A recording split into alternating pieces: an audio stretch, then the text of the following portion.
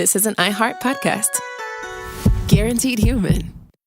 Work can be a little weird. Cringy training seminars, coworkers who won't stop talking about their plant, forgetting the mute button at an inopportune moment. We have to deal with a lot on any given workday. Sometimes it can feel hard to thrive and move forward in your career. Well, that's where LinkedIn comes in. LinkedIn helps you get ideas and insights from experts in your field, connect with people professionally, grow your network, and access tools designed to help you find the right fit for your next role. Whether you're just getting started, figuring out your next move, or looking to accelerate your career, LinkedIn is built to support you at every stage because LinkedIn is the network that works for you. Visit linkedin.com/knowstuff to learn more. Stuff at Sea is a 5-night adults-only sailing trip that brings the Stuff podcast universe to life on board. This voyage is a culture-soaked escape where pink sand paradise meets curious minds. Sailing round trip from New York City to Bermuda on October 2nd to 7th, 2026, this voyage drops you straight into the iHeart Podcast Stuff universe. On top of the adults-only experience you already love, you'll get live podcast episode recordings, behind-the-scenes sessions, themed activations, and more unmissable onboard moments. Learn more at virginvoyages.com/stuff.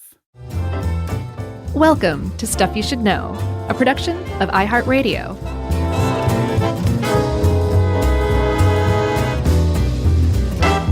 Hey everyone, and welcome to the podcast. I'm Josh Clark, and there's Charles W. Chuck Bryant, and we're flying solo today, but that's cool because God is our co-pilot.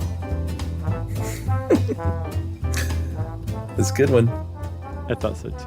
Because God has nothing to do with you and me. That kind of, unless he was one of us, or she. Right. Man, what a song. What a great song. I can't wait till that comes back in 5 years. Who was that? Oh, I think that was a one-hit wonder, have been a one-hit wonder, but it was one heck of a one-hit. Like, I want to say Tori Amos, but it wasn't No, Tori it Amos. definitely wasn't. No, it was like Diane Wiest or something like that. Yeah, Tori Amos is too good for that dribble. She was good. I thought that was a pretty good little song. I liked the message. Sure. Just a stranger on the bus? Mm-hmm. Just a slob like one of us. Right. That wasn't the lyric, was it? Yeah. Just a slob? Kid you not, my friend. Oh, boy. Yeah. Just a slob like all of us. I didn't know that was being insulted when I was grooving out to that song on the dance floor. You couldn't feel her supernumerary finger poking you in your chest? I could not. So, Chuck, I feel like we should stop this chit-chat and get down to it because we're talking today about something that made up our childhood, and I was very dismayed to learn still makes up some kids' childhoods, a lot of kids' childhoods, still being taught today, and that you could conceivably make the case that it eroded at the very fabric of society, a very misguided campaign that came about in the very early 80s that had the very catchy term known as stranger danger. Yeah, it's funny when you look at this and you couple it with everything else. The 80s had a lot of misguided campaigns, didn't they? Yeah, just say no. Give me a break. No, they were all over the place. Satanic Panic, it's really weird. I think it was... I mean, when you look back, it was clearly like, I think there were a lot of factors, like I think the Reagan era sort of moral majority years conspired to kind of just, they wanted to scare everybody away into everything. Yeah, scare you straight into their political ideology. That's Maybe. that's definitely part of it for sure, because there's a definite, and this isn't just me riffing here, like I saw this in multiple places, with legit sources even. And we'll talk a little bit about legit sources or not. And I think there's some good examples in here of being careful who you listen to. Yeah.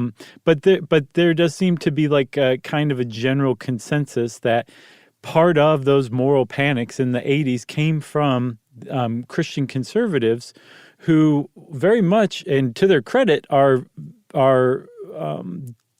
dedicated to the idea of protecting children from predation at the hands of adults. Sure.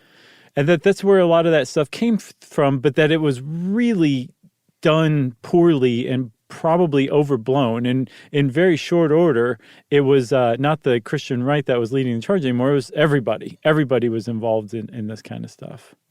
Yeah, because I think, if you were a kid in the 80s, you knew a few things. You knew that if you listened to rock and roll music, that you might be possessed by the devil. Mm-hmm. If you went outside to go play by yourself, there was a really good chance you might not come home. Mm-hmm. And that if you traveled to like New York City, like the big city or someplace, you stand a really good chance of being murdered. Yeah, it was just going to happen. Statistically speaking, if you went to New York City, you're going to be murdered. Yeah, and none of those things were true. Or if you smoke a cigarette, then you're going to end up, like a cocaine fiend. Right. Or if you take LSD, your children's genes are going to be all sorts of messed up, and you'll be addicted to LSD for the rest of your life and have to take it multiple times a day. Yeah, and you'll have flashbacks for the rest of your life. That's right. If only. Yeah, for real. Free trip. But we'll go ahead and start because this Ed Grabanowski, the Grabster, helped us with this, and he very logically started out with some statistics. Mm-hmm. The National Crime Information Center from the FBI they kind of are good at collecting missing persons stats. They've been doing that since the Crime Control Act in 1975. Mm-hmm. And it's like with anything else, when you collect statistics on like missing children, let's say, you also have to clean up that list every year. Right. Because a lot of kids run away from home. A lot of kids come back home. Mm-hmm. A lot of kids were never lost to begin with that are reported missing, that kind of thing. Yeah. And in 2019, I believe once they added and then subtracted, they added about 609,275 missing persons. That is eye-popping. Yeah, and that's all missing persons. That's not just kids. For that year, though, that's not over the course of a century. That's in 2019 alone. Right, but they also purged 607,104. Leaving about 2,000 actual missing persons remaining in their system, and about 100 of those were juvenile. Mm-hmm. And then some of those are kids who ran away from home more than once, so they're on the list more than once. So if you just look at naked statistics, an actual kidnapping in modern times of a child is really, really rare, and even rarer still to be kidnapped by a stranger. Exactly. So, Chuck, I got my trusty old calculator out, and I got a lot of stuff wrong, but I'm going to read what I came up with, okay? Does it say boobless? Right. Man, you just got me with that. So out of the, let's say, 2,000 people who are, 2,000 kids who are abducted every year. That's what I saw in one place, I think from the FBI. 2,000 kids were abducted. That means that out of these 74 million kids in America in 2011, each one technically had a 0.000027% chance of being abducted. Okay? And that's just abducted, okay? So hang with me for one more second. Okay. You have a 0.25% of being abducted, statistically speaking, if you're a child in the U.S. in 2011. Of that 0.25% chance, you had an additional 0.02% chance of being abducted and murdered by a stranger, which is, as anyone will tell you, the money fear of being a parent. And that is what drove it, that there was this irrational fear of the worst case scenario. And even though the chances were vanishingly remote, every single parent in America, starting in the very early 80s, was staying up awake at night for decades, worried that this was going to happen to their child. Yeah. And, we were talking 2019, which is the lowest number since they've been keeping track. I think that number peaked in the 90s. Mm-hmm.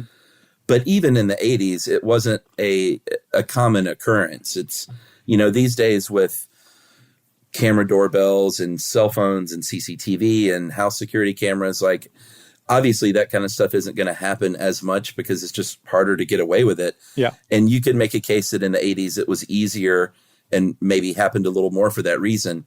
But it still was founded upon parents' worst fears. And it was never a statistical probability. No, not even remotely. And there definitely were more kidnappings in general. I think they used to get around 1 million entries rather than the 700,000 or 600,000 and change. And so that's definitely gone down, and we'll talk about why. And then the recovery rate has actually gone up from the 60s from the 60 percentile up to the 90th percentile. So it definitely has improved. But like you're saying, even at its worst, it was driven by fear, which makes it the definition of a moral panic. Yeah, and driven by the media. Ed has this statistic: 96% of newspaper articles about how to protect kids focus on threats from strangers, and only about 4% talk about abuse within the family, which is far and away the most common threat to a child or people within the family. Very sadly. Yeah, I think something like 58,000 kids were abducted by familiar non-family members, like people they already knew. And most of the time they were targeted for sex. So it's not to say like there isn't a big problem with child sexual abuse. Like I think it's been even at the time it was a hidden problem, even when everyone was focusing on it, because everyone was focusing on the wrong group, strangers. Whereas it's like, no, you're far more likely, if you're going to be sexually abused, to have been sexually abused by someone you know or even a family member. Yeah. You know, the stranger picking you up, abusing you sexually, and then murdering you it just almost never happened in the United States. Did you happen to sit through the frustrating experience of Abducted in Plain Sight? Was it the documentary? Movie? No, I didn't see that one. Don't bother. I kind of like those vintage like PSA films. I mean, it's a remarkable story, but it's on Netflix. It is one of the more frustrating things that you will ever sit through in your life. Do they keep like going further and further back in time to give more and more backstory and context? No, it's just the story of this one family, but I don't want to give anything away if you want to watch it. All right. Don't. It's just, you're going to want to throw your television into the street. You're going to be so frustrated. Abducted in Plain Sight. Yeah, I mean, I don't know if I can recommend it. It's one of those things. It's just I'm kind of glad I watched it, but it was just so frustrating. Like listening to the Shags album or something.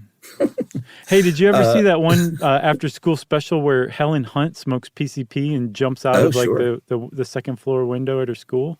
That was a great one. Yeah, all time. So what were you about to start with? Let's take a break. Oh, I think that's very appropriate, man. Yeah, we'll take a break and we'll come back and talk a little bit about the beginnings of the stranger danger era in the late 70s, right after this.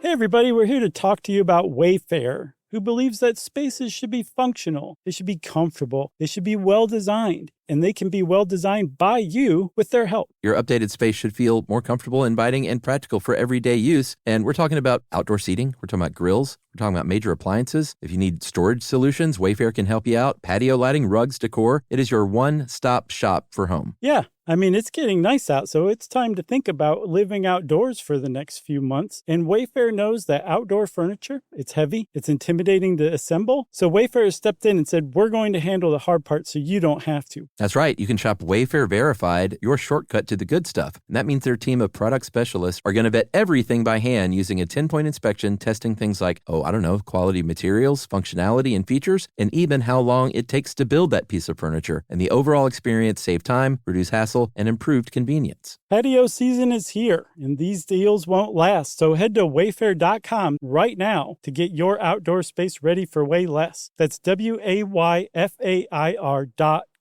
Wayfair, every style, every home. Hey everybody, I want to talk to you a little bit about Tide Evo because it represents over 10 years of innovation and product development. Tide Evo is a first-of-its-kind technology where tens of thousands of minuscule fibers are spun together to form a 6 times powerful layer packed with scrubbers, brighteners, pre-treaters, and fresheners. And that's going to deliver a breakthrough clean that's so powerful it feels like magic. Yeah, it is kind of like magic. Tide Evo is revolutionary. A 100% concentrated, waterless laundry tile that's made of compressed microfiber soap layers rather than liquid or powder. And it's not like pods or sheets because it uses 6 layers of detergent fibers to deliver superior cold water cleaning without plastic packaging of any kind. And it provides a mess-free, lightweight solution that dissolves lickety-split. So whenever you run into a laundry challenge, turn to Tide Evo. It's revolutionary. It's magic. Try new Tide Evo. Real laundry magic.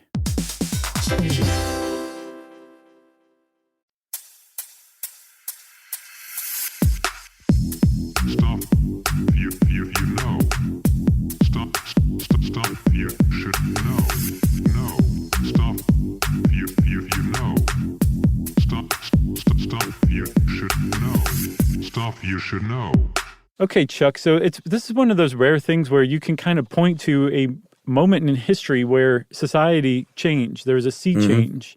And it really happened in May of 1979 when a little cute little 6-year-old boy named Eaton Patz vanished. He was walking for the very first time in his life by himself to the bus stop 2 blocks away from his family's house in Soho. And by house, I'm sure I mean like a 200 square foot studio apartment.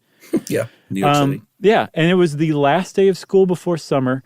This was his last chance as a 6-year-old to walk by himself like a grown-up to the bus stop. His mom let him do it because it was a hectic morning and she knew he was really wanting to get more independence. He had $1 in his pocket for a soda, his favorite Eastern Airlines hat on, and he was never seen again. To this day, they have no idea what happened to him, really.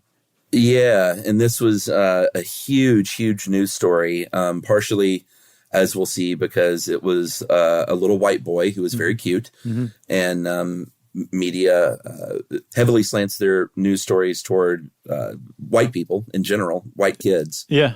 And like I said, we'll get into that more in a minute. His dad was a professional photographer, so That definitely helped. there were tons of great photos of Eaton that the news could dig into and put all over the place.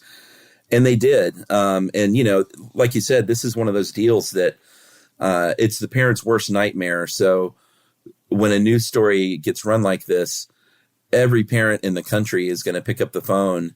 These days it would be, you know, online, but they would pick up the phone and call their friends and say, did you hear what happened? Did you see what happened? Right. Like, this is the kind of thing that we're also scared about. And it's actually happening. It does happen. Yeah, and there were some other extenuating circumstances, too, that just made it even worse. Like, this school didn't bother to call to ask about where he was when he didn't show up because I guess they didn't know he was walking by himself the first time ever. And so his parents went the whole day without being aware at all until he didn't come home from school that he had never showed up. There was just a lot going on. For something about it, it just struck everybody in just the right way. It was just heartbreaking, and it scared parents to death. And that was in May of 1979. And you can fast forward to just over 2 years later.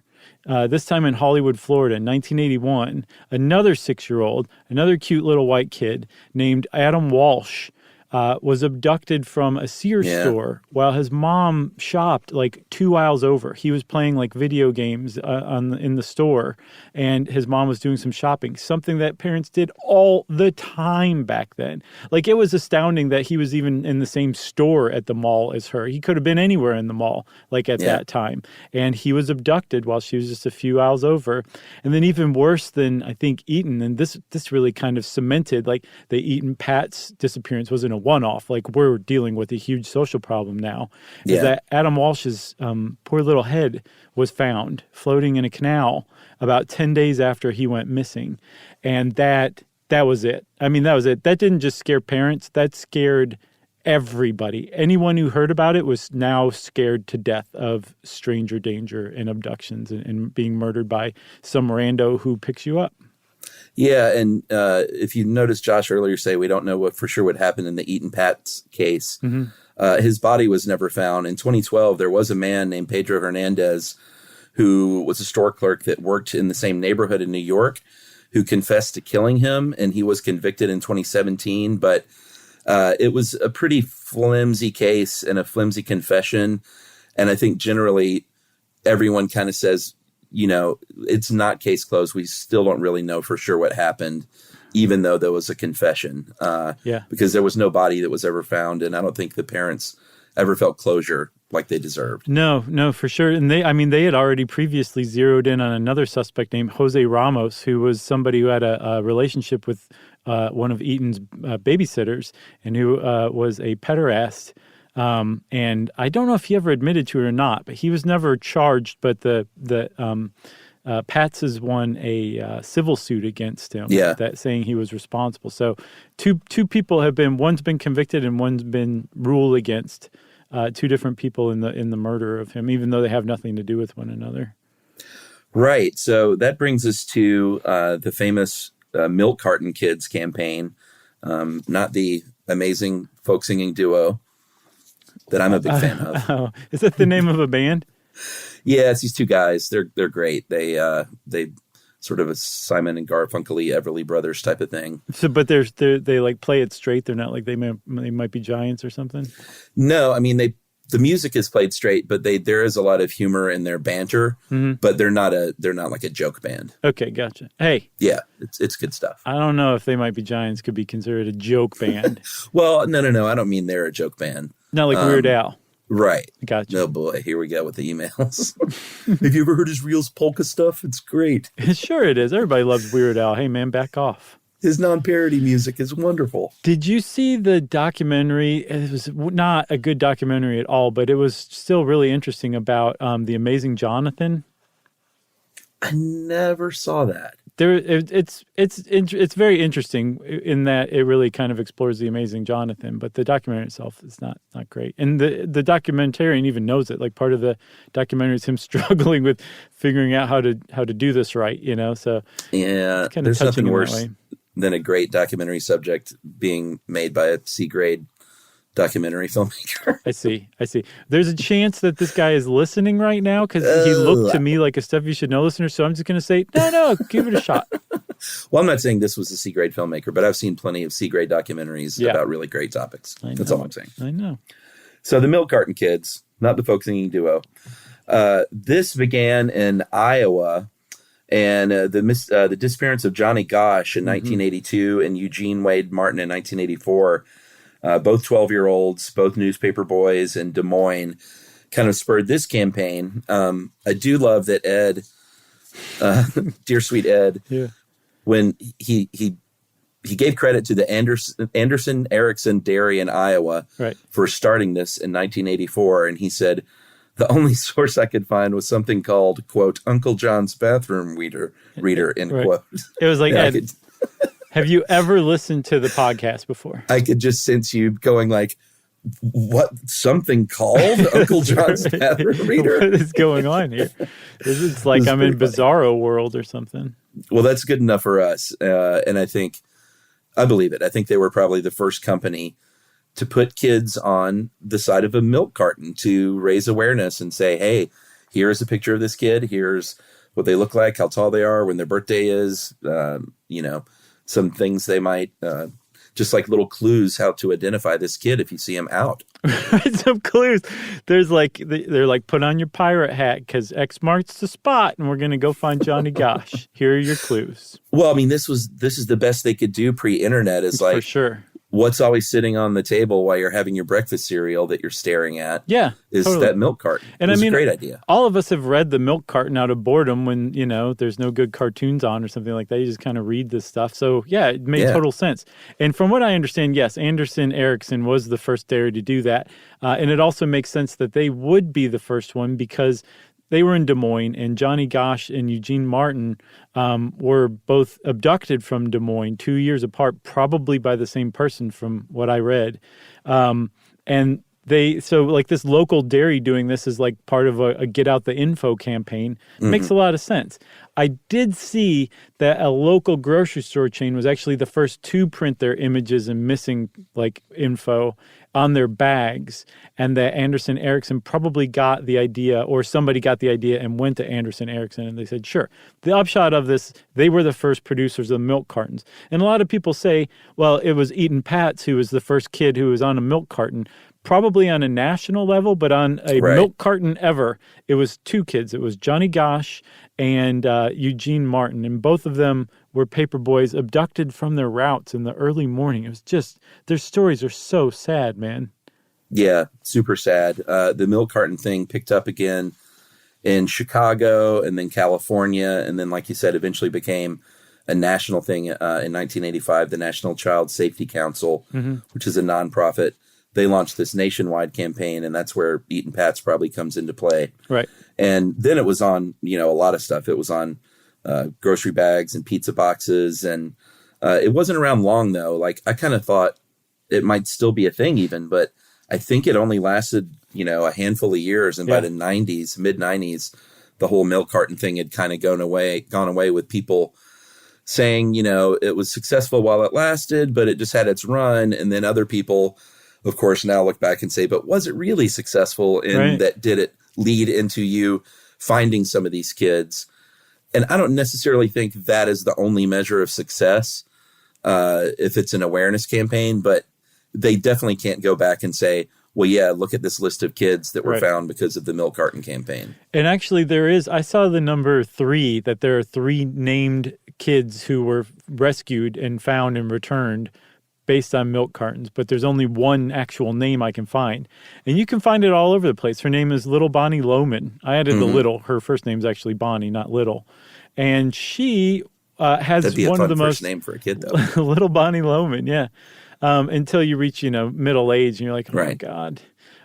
So she has one of the most amazing stories you could possibly encounter when it comes to kids on milk cartons, don't you think? Yeah. I mean, she was kidnapped by her mom and stepdad. And as the story goes, recognized her own image on a milk carton and kept it, cut it out and kept it on her wall. And I guess a kid's or a friend's parents saw it and called the cops. But that's not true though, right? My friend, I would put a significant amount of money on the fact that Bonnie Loman is not a real person, that it is an internet legend. Does it go that far? Yes, dude. I looked on the New York Times website. I searched for Bonnie Loman missing milk carton. I even put quotes around Bonnie Loman.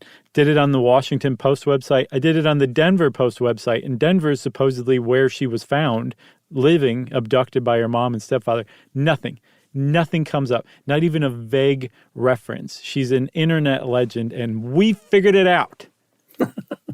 We think. Until someone writes us and says, no, I knew Little Bonnie Loman. Right. And we'd say, the Bonnie Loman. And they say, well, I don't know. Actually, it was my cousin's friend's coworker who knew Bonnie Loman. But no, another giveaway, Chuck, is that this story is repeated almost verbatim around the internet. They don't say where she was abducted from and returned to. The only thing I've seen consistently is the story itself, and then that it happened in Colorado. And then a lot of the sites that carry this story are like Jesus Daily or BoardGameTips.com. Not necessarily the most credible sources for an actual child abduction case. So I think we may have rooted that one out. All right. So what's going on here is panic. These milk cartons come out. It's a good campaign, but all that does is sort of reinforce to parents that, a stranger is lurking outside your home kind of at all times, just waiting for your kid to be playing on the playground by themselves for just a minute, and then they're going to get snatched. And while this panic is going on, there are people that were sort of ringing the bell for good sense. Way back in the 80s, even the famous pediatrician, Dr. Benjamin Spock, he was quoted in the Washington Post in 85 as saying, "Children are bombarded by more than photographs. They stand in line at mass fingerprinting sessions in shopping malls and watch cartoon characters on TV, reminding them to be wary of strange adults." There's a little bit more to the quote, but he was kind of saying we're going overboard a little bit here, and we're actually maybe doing harm by raising children in this culture of fear. Were you fingerprinted as a child? I was never fingerprinted, but I certainly remember everything else. I mean, I forgot about the Saturday morning cartoons. There was stuff all over those too. Yeah, McGruff, remember the crime dog? Used to teach you how to run away from strangers. And that's what they would teach you is you should scream and yell and kick and run for your life if a stranger ever approached you. If they just hit the basic minimum thing. We're okay, strangers approaching you, run as fast as you can for your little life. And it was it's definitely easy to buy into the idea that culture of fear had real repercussions on us growing up. Because I remember I was scared of all this, and my dad took me to get fingerprinted. Oh, you were? Yeah. And I was like, why are we doing this again? He's like, just in case they find you with your head cut off one day, we can identify you. I might have been fingerprinted. Something about that really seems familiar to me. Yeah. And I know I didn't commit a crime. No, not little Chuck. Still to this day, I'll bet. No, I've never been arrested. That's good. And, I realized later that my dad preemptively ratted me out to the cops. Did he really? Well, yeah, by having me fingerprinted. Oh, okay. Gotcha. But that was the level of, like, my dad took me to a fingerprinting fair for little kids so that they had your fingerprints in the system in case something bad happened to you and you turned up. They could identify your body. Or you, even if you'd just been abducted. But you knew what was going on. You knew why you were going there. And that definitely did affect me and I think a lot of kids our age. Yeah, Ed has and this is one of those kind of stats that I think is a little dumb, but from the early 90s, there was a study that found that 72% of parents cited abduction as something they worry about. Mm-hmm. That's just a little weird. I mean, I think every parent that is a deep down worry that it could happen, but it's not like, I don't know. There's just so many qualifiers there. Like how much did they worry about it? It sounded like it was one of their chief fears, along with like failing their kid, not providing for their kid, like deep down fears, like a big fear. That's what it sounded like in the abstract I read. I didn't read the whole study, but that's how they dolled it up. I guess prominent fear would be the word I'm looking for, rather than big fear, because it is the biggest fear, but whether or not you think it's a reality that you really should worry about a lot is a different thing. I don't know. I would bet dollars to donuts that it was a prominent fear in your definition for sure. All right. It did do some harm, like in actual instances that we can cite. In the Boy Scouts, they still teach stranger danger. And in 2005, a Cub Scout was lost in the woods and actually evaded rescue for a few days because there were people there trying to help him. Like, hey, are you lost, little boy? And, stranger danger, and would run away. Yeah. And so in that case, like this kid was trying, people were trying to help him out and he ran away from him. So that's one definite instance. Yeah. And that 1985 WAPO article that you mentioned earlier, it was just rattling off. This is 85. This is like right in the middle of all this when it was kind of rare to question this mentality. And they were rattling off all these instances of kids just like losing their minds out of fear. Like they mentioned a girl who got hysterical when it was her time to get off the bus because she lived on a rural road and she was sure that if she walked alone down this rural road, she will be kidnapped. It's just a certainty in her mind. And, kids were like, anytime there were parents that said hi to the little kids, they got freaked out, like you couldn't give any attention to little kids or else they would be really scared. And there's this aspect of the moral panic as far as stranger danger goes, where the dangerous group is not Satanists, it's not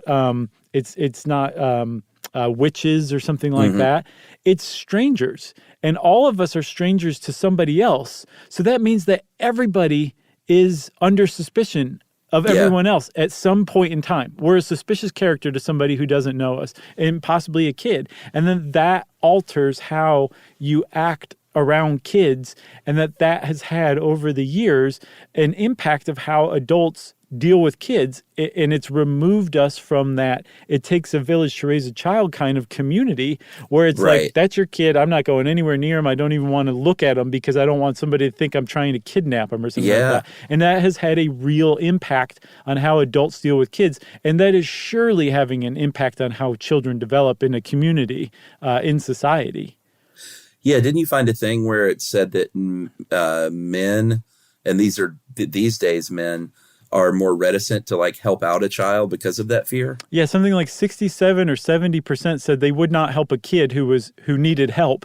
They would, at like some smaller percent, basically most of them said, I'd just keep walking because I'd be so worried that people were wondering why I was approaching a little kid. And then a smaller proportion said that they would go find a woman to help, or maybe the cops or something like that, but they would not step in and fulfill their normal social role as an adult, helping a kid in need. And that was a UK survey, I think, but that's, that definitely applies over here as well, too. Oh, I didn't know it's the UK. You should have told me that. Why? Did the study say, 100 men on the way to the pub survey, it said.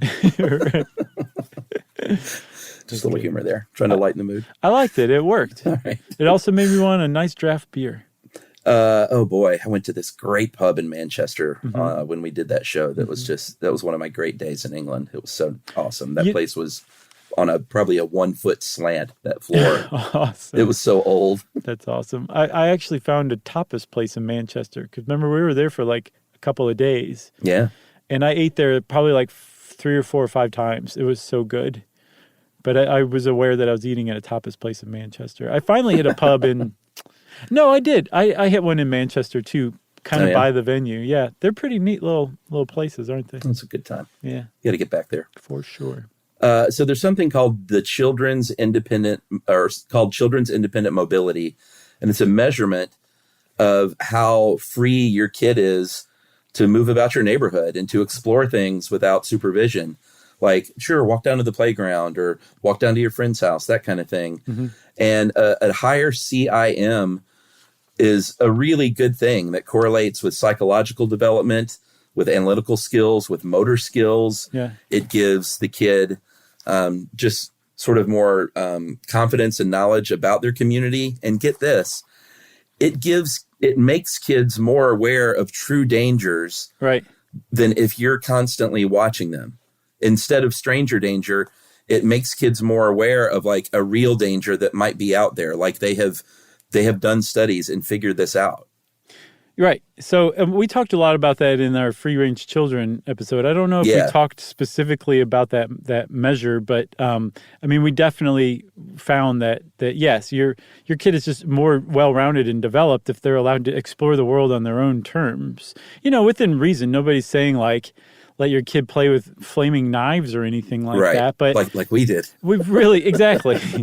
Also known as the swing set. But there's a pendulum that swings between things like that, and it has swung way too far in the other way. If you guys will just allow me to get up on my soapbox for a second. Please do. Or were I'm you done. just on it? That was okay. I just got one toe up and then came back down. All right. Well, you're off your soapbox. Let's take our final break. We'll talk a little bit more about the criticism of stranger danger and sort of some of the best practices these days right after this.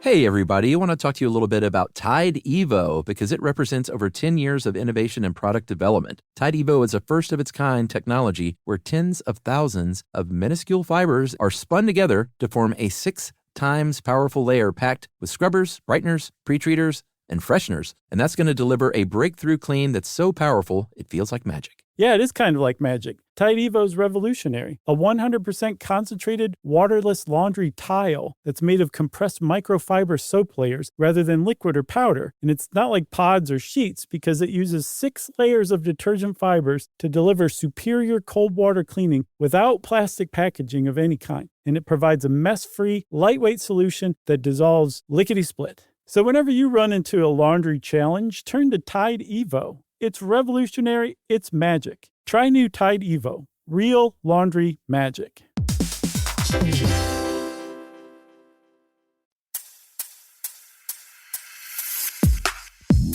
Stop. You should know.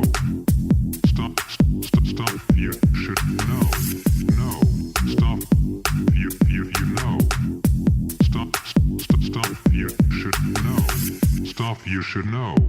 All right. So we mentioned earlier news stories as far as child abductions covering cute little white kids. And that's kind of always been the case. And that's one of the biggest criticisms of media coverage is it very much disproportionately covers white children in those cases and ignores cases of people of color. Right. There's an organization called Black and Missing because of this. And they report that 37% of missing kids just a few years ago in 2018 were people of color, which is a much higher percentage proportionally than the overall population.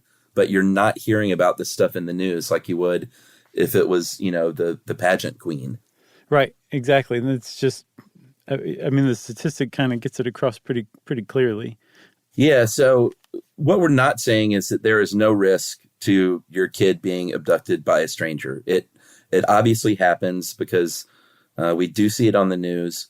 And it is every parent's worst nightmare. And I think that's probably why it's always been such a thing, is because it's the worst thing you can imagine happening. Right. Because not only has that happened, and that is horrific in its own right, but that also means that you have failed to do your number one job, is to protect your kid at all costs. Right. Yeah, man, it's astounding that people can go on from that. They can manage to keep living, you know? I don't get it at all. So, but yeah. One of the things that they do, though, and I think one of the things that gives them purpose in life from that point on, is a lot of parents, especially some of the early, more prominent national cases, like Eaton Patz's parents, the Walshes, Adam Walsh's parents, Johnny Gosch's parents, they all threw themselves into like lobbying for social reform. And their lobbying efforts did lead to things like the National Center for Missing and Exploited Children to be developed, and National Missing Kids Day to start to be recognized on May 25th, which is the anniversary of Eaton Patz's disappearance. And the Walshes, I think, set up the Adam Walsh Foundation 4 days after Adam Walsh's funeral. Jeez. And then John Walsh also is very famous for doing the whole America's Most Wanted thing, and like has like legitimately dedicated himself to like stopping this, and so has a lot of other parents. So I think that's one way that they've put their time and effort and energy into this, and poured it into doing what they can to make it so that other parents don't go through this. Yeah, there have been quite a few of those. The 1994 Jacob Wetterling Act that created the sex offender registry, and interestingly, his mother eventually on a podcast said she expressed regret about these registries that were expanded. She felt like overly expanded and endlessly punitive, basically, and saying like, you're on this list forever and you're never allowed to reintegrate into society. Right. And is that fair? Especially when they've expanded those registries to include things like if you got caught urinating in public, you were a registered sex offender. Right. Which is really interesting. I've never been caught, but boy, I've peed in public plenty of times. I've got a little bladder, and sometimes I just got to go. But that happens, and apparently, again, especially the one where you're having like consensual sex as a teenager, and like depending on your state, say you're 17 and the girl's 16, you may, if you're caught, if the parents prosecute, you may be on the sex offender registry for the rest of your life. And apparently that happens disproportionately to kids of color. So the whole thing is like the sex offender registry is not in and of itself a bad thing. Like it's meant to be a tool to warn communities like, hey, there's somebody who has perpetrated in many cases a crime against a child, and you should know that they live at this apartment. But it's not just a cut and dried issue. People can be categorized unfairly, get caught up in that dragnet. The categories can be far too expanded. And then, like Jacob's mom was saying, there's no redemption there. In fact, like there's only like in most towns, because you can't live within X number of feet from a bus stop or a school or a playground or a park. There's like very small pockets where a sex offender can legally live, and that means that you've got like these little sex offender islands, of sex offenders who are on the sex registry list, and they become shunned and outcast, and a lot of them get run out of town or run to go live homeless under overpasses and that kind of thing. So there's a lot of tinkering that can be done to make it more just, if that's kind of where our minds are. But I think when it comes to sexual abuse of children, that's justice isn't necessary. Justice for the perpetrator isn't where America's mind is typically, you know? I mean, Jerry Seinfeld is a registered sex offender on his TV show. For what? What did he do? He peed in the parking deck and got caught. I don't remember in the parking that deck one. episode. Is that right? Yeah, when they couldn't find their car and they were all split up and looking for their car, he peed and got caught. Someone else might have peed too. George might have peed. But yeah, I mean, technically Jerry's a registered sex offender. Yeah.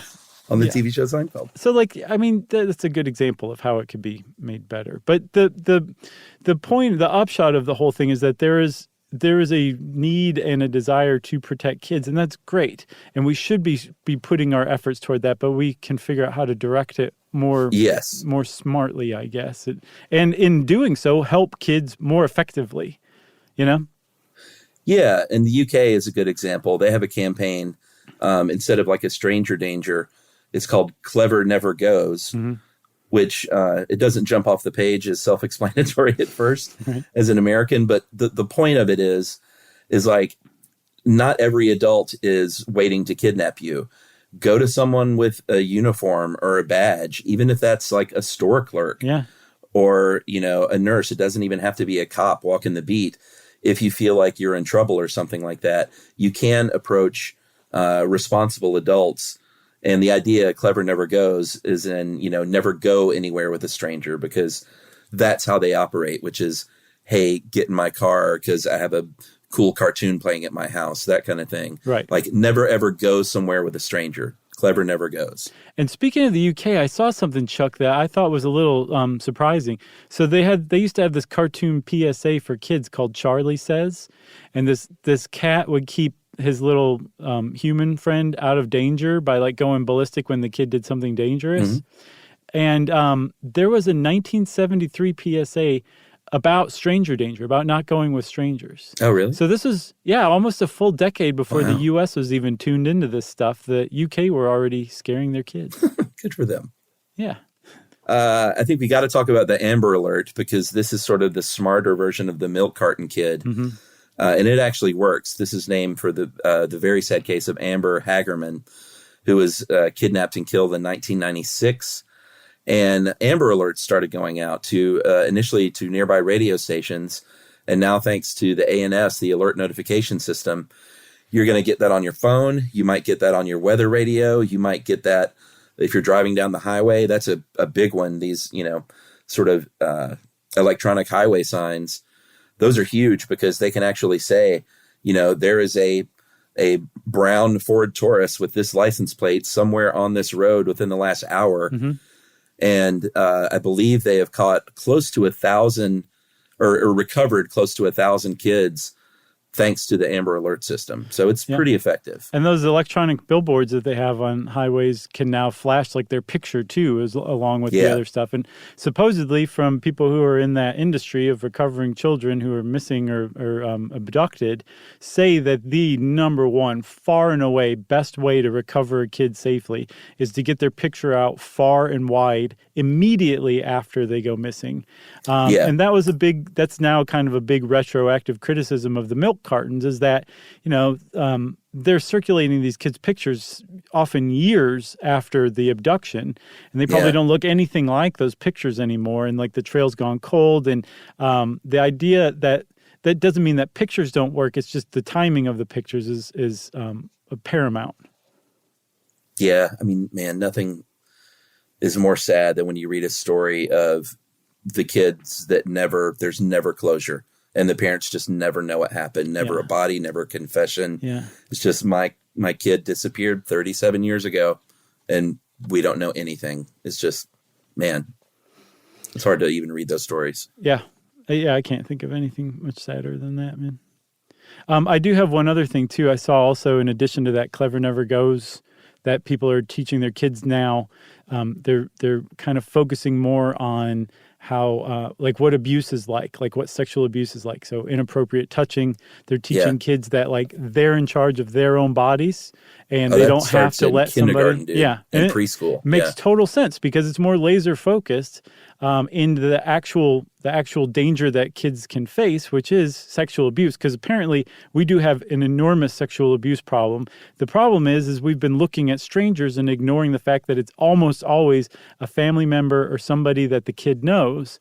So if you can teach the kid what sexual abuse is like and how to look out for it and what to do if somebody makes advances on them, then they can trust strangers, because they can trust people in general. They can just know that can come from anywhere, and if it happens, this is what you do. So I can imagine kids learning that today will turn out a lot better than a lot less messed up than you and I and our generation did. We're so broken. Yeah, and the body autonomy is not just for it's obviously great for that, but it's kind of for everything. It's about with other kids, like, they don't want to be pushed that way or played with that way. It's like, it's their body. You gotta ask them for permission to do whatever you want to their body. And kids, my daughter, from the time she was in preschool, they were teaching them that. And she'll tell me when she doesn't want me doing something. She'll say, no, Daddy, my body. And I'll say, you got it. That's great. Yeah, that was something I saw, is like, you really have to back them up. So like, if Aunt Gladys comes over and wants to plant a big wet kiss on their cheek, and they don't want it, Tickle prison's got to stop. You have to listen to them, or else what is it worth, what you taught them. So exactly. So way to go, parents of today. I'm glad you guys are figuring it out. And I'm glad that we could lead by example, right, Chuck? Our generation. That's right. If you want to know more about stranger danger, there's a lot of it on the internet. Just be careful to verify what you're reading and where it's coming from. And since I said that, of course, the SYSK, one of our mottos, that means it's time for listener mail. I'm going to call this Love from an Army Vet. Nice. Hey, guys, want to thank you both for being such a valuable new addition to my routine. I'm currently going through a particularly nasty divorce and have lost my career in the process. I've been a paratrooper and a medic in the Army for about 6 years, but now I must find a new path while bearing this incredible loss. Because of this, I've had to travel back home to live while I get back on my own 2 feet. I used to listen to your podcast in the Army during field ops and began listening during the cross-country drive from Colorado back to the Midwest. Now that I'm home, I still find myself listening to at least one show a day. Sometimes I find myself adopting a pessimistic view of humanity, and it's been very therapeutic to know that such kind-hearted people still exist in the world. That's awesome. Your podcast has not only grounded me and ignited my fire for curiosity again, but it's also refreshing to hear from 2 people who understand the unending beauty of the world. Hummingbirds, anyone? I just want to say thank you for the enormous presence you have been keeping in my life, making it fun and beautiful. Never underestimate the value of what you do. P.S. Has there ever been a consensus on how to measure standing water on your lawn? Nope. Okay. And Chuck, PPS, I also love tiny things. We used to get tiny little 1-inch Tabasco bottles in our MREs in the Army, and everybody loved them. There's something about them. They still pack a punch. It's just a little bit of it. Sure. I'm going to keep this anonymous because I didn't hear back from the person. So okay. Good enough. Thank you, Mr. Anonymous Army Vet. That was an all-time great email. Thank you, Anonymous. That was really, really moving. I'm glad we can be doing something to help you keep going during this time and keep your chin up. Everything gets better, right, Chuck? That's right. Just stay away from those strangers. Right. Clever never goes. Yeah. If you want to get in touch with me and Chuck and Jerry or Frank the Chair, anybody, guest producer Dave, real producer Dave, God, who knows, you can get in touch with us by sending us an email at stuffpodcast@iheartradio.com. Stuff You Should Know is a production of iHeartRadio. For more podcasts from iHeartRadio, visit the iHeartRadio app, Apple Podcasts, or wherever you listen to your favorite shows.